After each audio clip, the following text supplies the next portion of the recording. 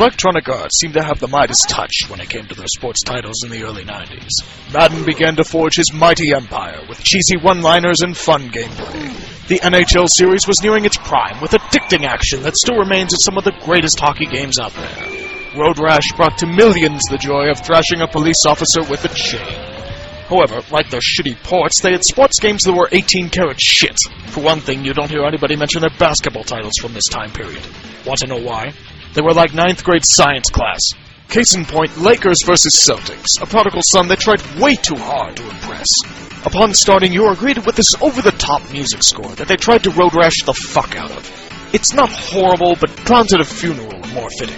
Same goes for this opening presentation, boasting this toupee-toting douchebag and a token black guy that looks like he's about to kill everyone in the studio.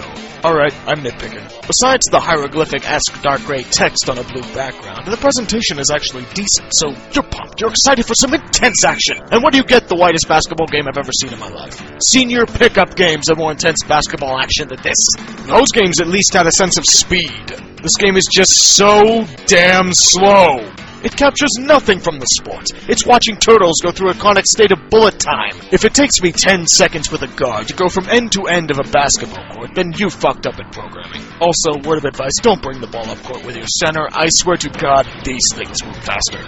When you're in the offensive zone, it's less like basketball and more like a game of chess versus an IBM computer. The defensemen you go against are the equivalent of brick walls when you go near them. There's no speed burst to get past these guys, no fancy dribbles, no pick maneuvers, nothing to try and break up the monotony. All you can do is try to get to the free throw line and then witness unstoppable John Woo-influenced slam dunks done with no momentum. It gets to the point where this game is nothing more than a dunk fest. Just go to the free throw line and press A. There, I just gave you the ultimate cheat to the game. Have fun. Defense, on the other hand, is all but impossible. All you can do is molest the C button and pray you steal the ball from your opponent. That is, if you can find out who you're controlling. Some genius at EA decided you didn't need any random shape indicator below the control player. Oh no. You know who you're controlling by looking at their socks and shoes. Seriously, who the hell looks at one's feet in a sports game? There's usually a star or circle under the player for a reason. God forbid I have to scramble to look for thin black socks and shoes in a sport where the athletes are predominantly black. When first playing, you'd be better off booking Dennis Rodman and wrestling Oh wait. The teammate AI are outright retards. Who runs away from the paint to allow the opponent to get an easy basket? Why are they just letting the AI chase them to the net? Why are players on offense unstoppable when they go for layups and dunks? Why doesn't this guy just run ahead of this player instead of making me want to do some really bad homosexual joke? It doesn't make sense! The Maginot line laughs at this porous defense.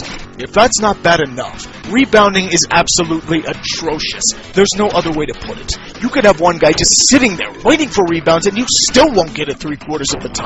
The ball seems to be magnetized to a random person in the area. It has nothing to do with placement or size. You could be a guard amidst centers and still come out with the basketball. It's that bad. This game is so bad that they didn't even get the rules right. Okay, that was my first foul and he didn't shoot the ball. How is he getting free throw shots? Speaking of free throw shots, these are a joke as well. There's no indicator of where you're going to shoot. It's hit or miss. Granted, they're relatively free points, but it just seems like it was overlooked in this game. As the gameplay is testing your sanity, you are viciously assaulted with songs that couldn't make the cut on the soundtrack of White Men Can't Jump. It falls victim to the theory that 45-year-old white men could make rap music and market it off to kids. And I love how they try to make the songs seem urban and street when the NBA didn't garner its thug image until around 2003, so they failed in that regard. In other words, this music does not fit here. At all. So you figure, just turn off the music in the menu screen. What you're greeted with is basketball played in the Superdome post-Hurricane Katrina. Dear God, no wonder why they don't play that many sound effects in the game. This is sheer torture! In my view, Lakers vs. Celtics, considering EA's other sports titles at the time, is a disappointment. But there's easily potential for greatness in future installations. The programming's okay, the presentation's solid, and I like that there are a few nice touches to things like player faces and team selection. If they overhauled the gameplay to make it fun, there'd be a very good game on their hands. So before you bitch at me for bludgeoning the first game in the series, let's go on. EA followed up their basketball genesis with Bulls vs. Lakers, a game that I actually grew up with as a kid.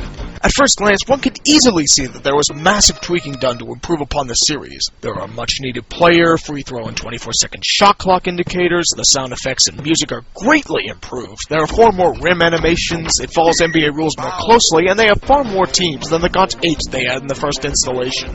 A nice effort, but one little problem. They forgot to work on the drab, boring gameplay. Listen, EA, it doesn't matter how much you try and polish a turd, in the end it's still going to be shit. I know they made an effort to improve their product, but effort great does not a good game make. And it shows. It's like taking a drunk pit bull and deciding to pucker it up with makeup and lipstick. The results will only be just as ugly. So EA, realizing that their product might be getting a little stale, decided to switch their attention from the NBA playoffs to basketball at the 1992 Olympic Games. You know, the one where the famed Dream Team curb-stomped every other nation into submission? In spite of this, they decided to ignore their feats and promote global unity and Team USA basketball. Oh, great. A politically correct Earth Day logo. Just what I want to see in my basketball games. If that picture wasn't misleading, it gets better. Before every game, you get to take what's close to third grade world cultures class. I'm dead serious. It's basic stuff to give you more knowledge of the countries that are playing, but there's that little problem of that I'm trying to play a basketball game, not sit through an episode of Captain Planet. Accompanied by these really annoying renditions of the national anthems, it just doesn't work.